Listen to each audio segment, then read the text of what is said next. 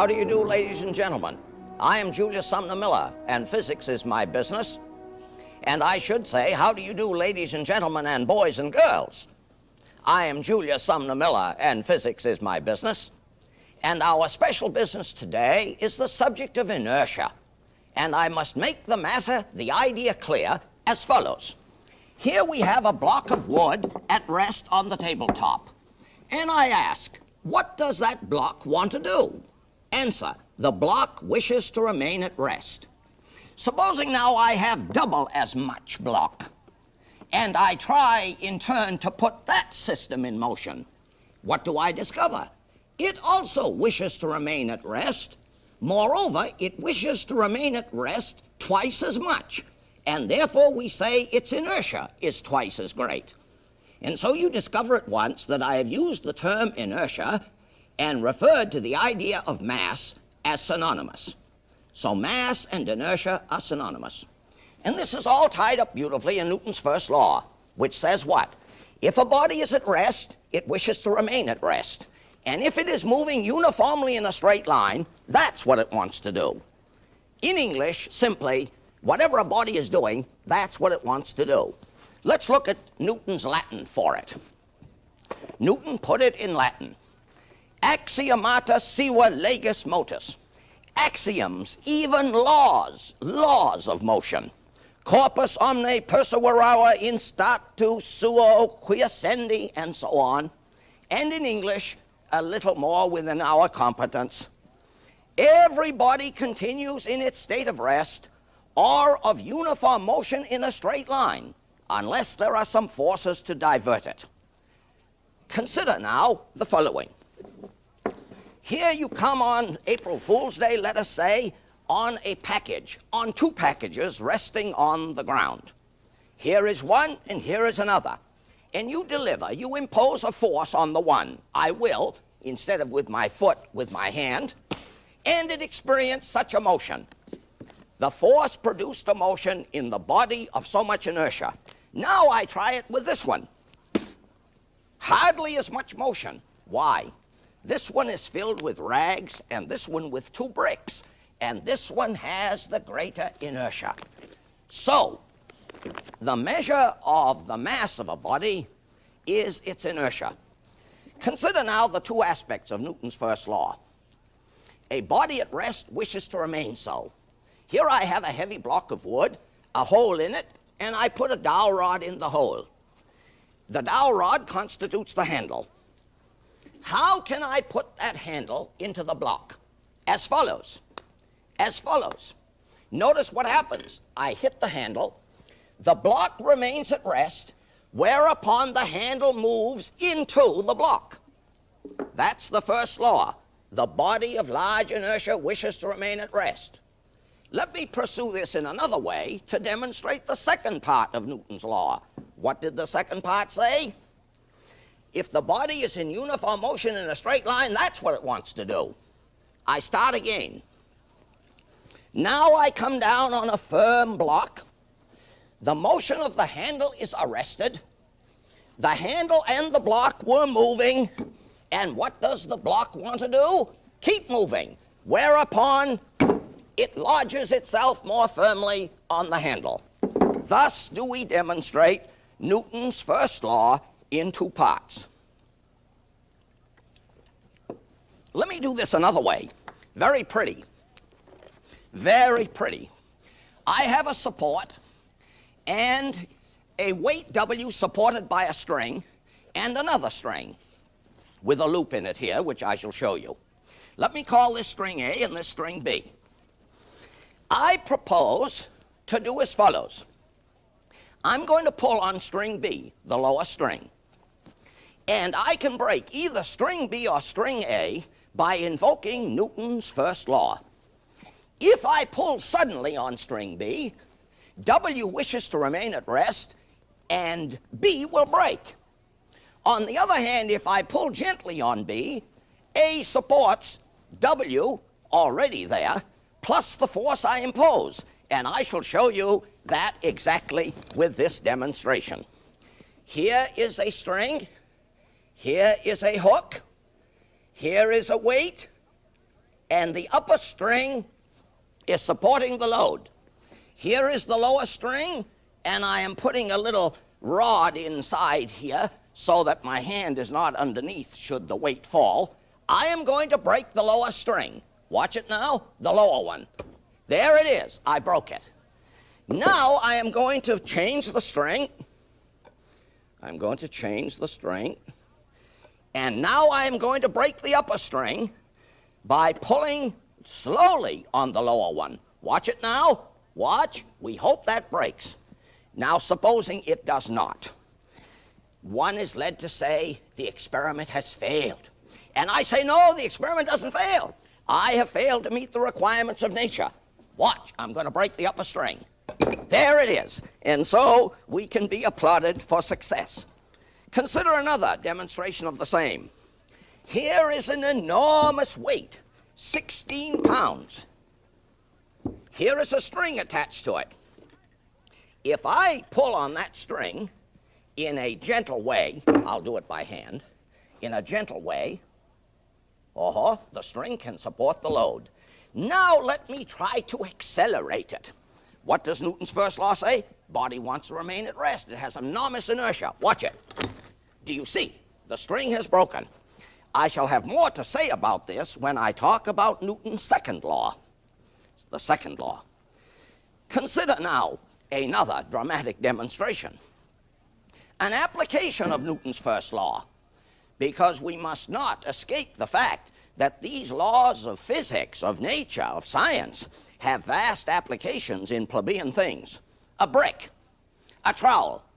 Cannot the craftsman, the bricklayer, utilize Newton's first law in this way? Notice if he hit his hand with the trowel, he'd hurt it. But he can hit the brick with absolute abandon and feel nothing. Inertia of the brick. Here is another classic, which I like to do because it is so dramatic. A sheet of paper, about 20 inches by 30. 20 inches by 30. 600 square inches. The load on each square inch is roughly 15 pounds. Atmospheric pressure at sea level. Therefore, about 9,000 pounds of air on that paper. That's enormous inertia. Proof. Here is a board, 1/4 inch thick. I put the board under here, and now I am going to try to put that enormous mass of air into motion by a sudden impulsive blow on this end of the stick. The impulsive view that people have is, oh, the whole thing will catapult. No, it will not, because that mass of air is at rest, and Newton said it wishes to remain so. Watch it. It did not move. It did not move. Fantastic. Now, remember, ladies and gentlemen and boys and girls, when I refer to this block being at rest, and then I say, what does it want to do? And the answer is it wants to remain at rest. I would not have you dispose of this as trivia, because it took the genius of an Isaac Newton to establish it. Nothing trivial about it. Consider another dramatic demonstration. Oh, this one is a beaut. Here is a vessel of water, and it has quite some inertia, and I put it on this paper, and I move it slowly, slowly.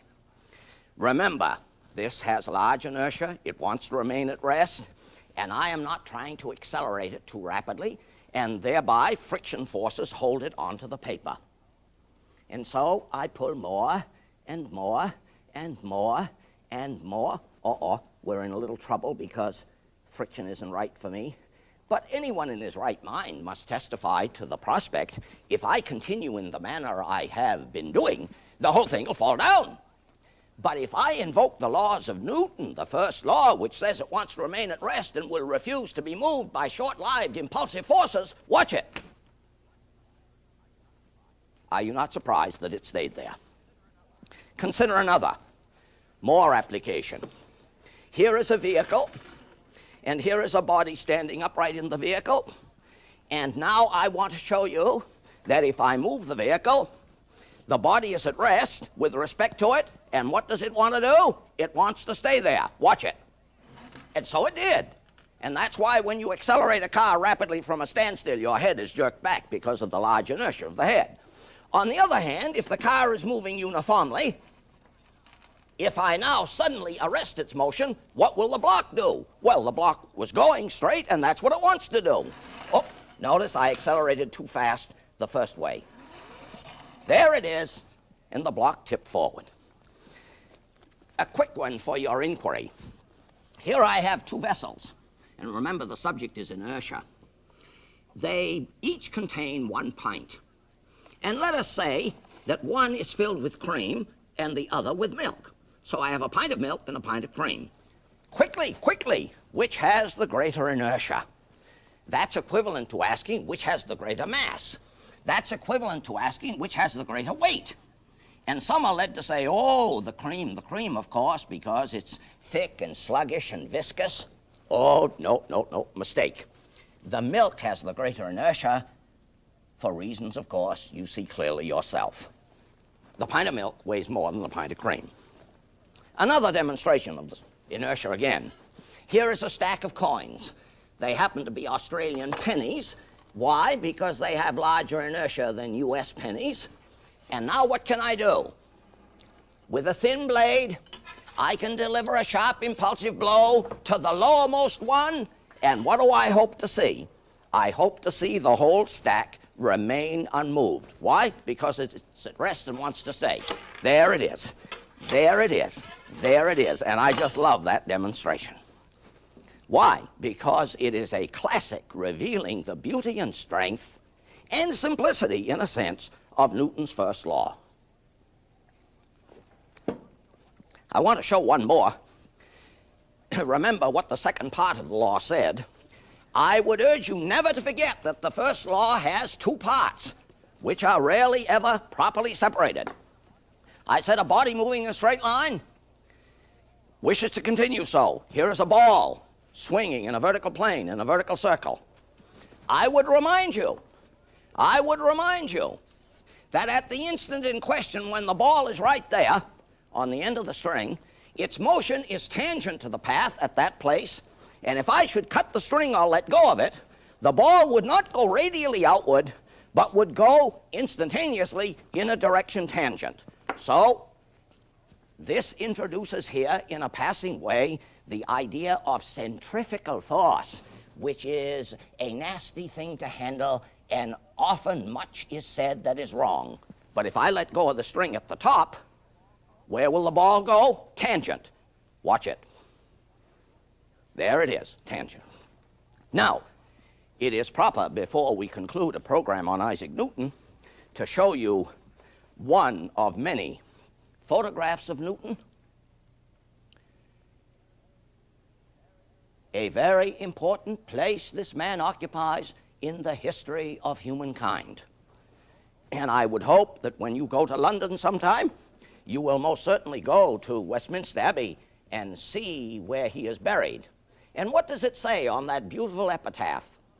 Among other things, let men rejoice that so great a one has existed. So we are coming shortly to the end of the program.